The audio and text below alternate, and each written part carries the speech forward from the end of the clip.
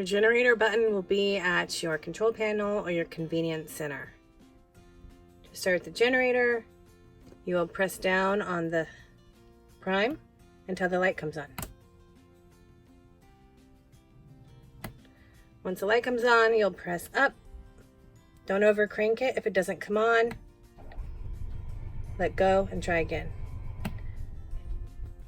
I'll try it one more time. Press down to prime until the light comes on. We'll try again. Your generator is up and running.